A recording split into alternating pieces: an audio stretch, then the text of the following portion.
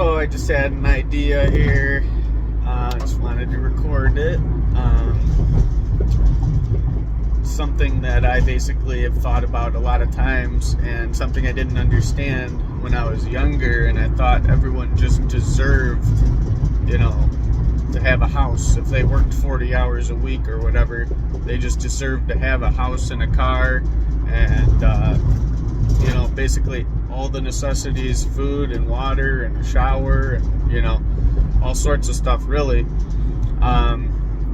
So it was a lot later when I got my own house. I've had a house since I was 22, and basically, I've had to learn how much effort it is just to take care of a house. But also, as you're doing things, I worked for a guy who did construction for a while, for 4 years before that even, but I still didn't really, it took me until I had my own house, and then seeing how much repairs are and everything, to really understand just because you work 40 hours a week doesn't mean that you have been bringing enough value for someone to build you a house or even upkeep the house. Because basically the amount of hours that it takes to get, and it's not even like 1-to-1 hours. It depends on what you're doing with those hours. So, if you want a house built for you, it's going to take however many hours all of the, people put in for every single process that they do in the house. And it's also going to take all of the hours for all of the paperwork that went into contracts and permits and everything like that the city has to do, the state has to do, all the taxes, that everyone has to do at all these different levels, all the hours that all the people put in to do, all the paperwork to do payroll and everything, and all the hours for them to wire the building, dig the foundation, pour the foundation, ship all of the materials, all bricks and plywood and 2x4s and everything that they need. It's even got to take into account, the lumberjacks that were cutting the trees down and then taking them to a manufacturer that turns those trees into usable lumber, So when people say if you work 40 hours a week, you deserve, whatever, a house, an apartment, a living, clothes, everything.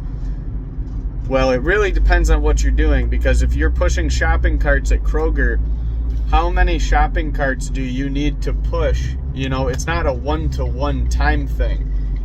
Someone who's 14 can start pushing carts around in a Kroger parking lot.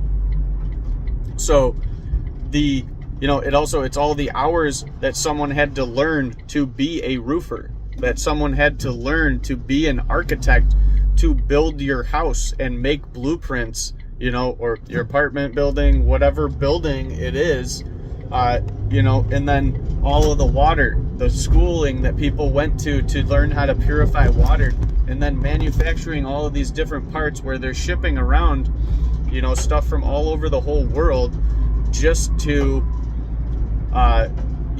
get water filters so you can have clean water. The pump that you need for a well to get water. How much, whatever city, if you're on city water, wherever they get their water from, whether it's from a spring, a larger well, and they have to clean all the water that comes through there.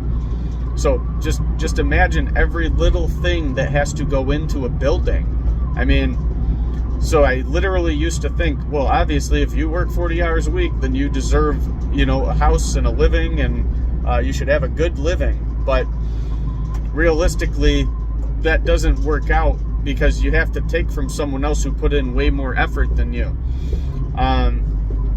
Obviously, I've already discussed this on my podcast, but, if there is, someone who is disabled in some way, yeah, I agree that we, each of us that are able-bodied or able-minded or whatever you want to call it, that we can provide enough value, most of us can provide more than enough value. Okay, so more than what we need to survive. So I agree that those other people should be helped, but that doesn't just include everybody. You know, someone who just wants to be lazy. There's plenty of able-bodied people that could be out doing productive work but aren't. I mean, this is, you know, if anyone wants to say that that's not true, then you haven't looked around. I mean, you just don't know. You might think that your struggle is really hard or whatever, but if you were living, you know, out in the forest, you would just be stronger, or you would die. I mean, but humans don't choose to die. You will do, if you're put in a circumstance where you will die or you have to do a lot of hard work, you will do the hard work. 99.9% of everybody, because we want to live. That's one of the main basis of our species, and any species, is survival. So when it's this easy to live here, then people start thinking, well, why does that person have all that and I only have this? You know, they're not happy with what they have because they think they put in a lot of effort too. But no one really knows how much effort someone else puts in. I mean, unless you're with them 24 hours a day. And even then, it's not really the effort, like physically or something, or time frame effort. It's taking the extra effort to really use your mind, which is difficult. You know, it's the same thing. If we're building, a wall, right? And I'm moving bricks. I have to move bricks over to the area where we're, building the wall. And I just take the laziest way and I move one brick at a time, and I could carry 20 bricks. Someone else is going to carry 20 bricks at one time. Okay. So they don't deserve to get paid, the same as me. They deserve to get paid a lot more than I do because they're doing 20 times the work. Now, someone else might, understand that they could load these onto a pallet and get a pallet jack and move the bricks over there, with technology. So I didn't, put in the effort to use my mind to create that value, and someone else did. So they get rewarded more highly because what it really is the outcome that matters. So this is the one thing, I used to believe this, but just as I've seen people over time, I mean, I see just like, it's like pathetic how little effort some people want to put in and then expect a house. I get, a little apartment. Okay, yeah, I'm sure everyone deserves that. But for an entire house, I mean, like my house, I still haven't created enough value to own my house and consume all the products that I've consumed in my life. I'm in a whole bunch of debt because of that. So, if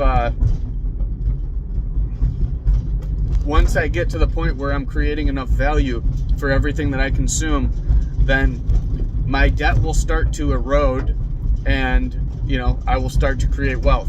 So it doesn't work exactly like that, and I understand that the world is unfair, but it is very basic that, I used to think that every single human used to, deserved just a nice house, a nice life, as long as they worked. And now I can see, though, I mean, if you spent your years from ages 14, and you were pushing carts at Kroger, and you never advanced to, stocking shelves or being a cashier or an assistant manager or, janitorial or something up from there, then, what do you deserve really? I mean, if you stayed at Kroger for 50 years and all you did was push carts, I mean, you're just not creating enough value for all those people to lay all the bricks and do all of the, labor and everything that it takes to build a house. So, that's the main point I'm trying to make there, is that this is what I used to believe. But if people could just understand this, it would really be, it might make a big, impact. And one of the things that I would want people to understand from this is actually putting in more effort. Okay, it might seem, impossible, but most people aren't working at 100% capacity. I know I'm not. I'm working towards doing my best all the time and trying to improve my life, my the sharpness of my mind through taking vitamins and eating healthy. And it's hard to do, and exercise and everything. But if you're not willing to put in any of that effort to better yourself, to try to provide more value, what do you really deserve?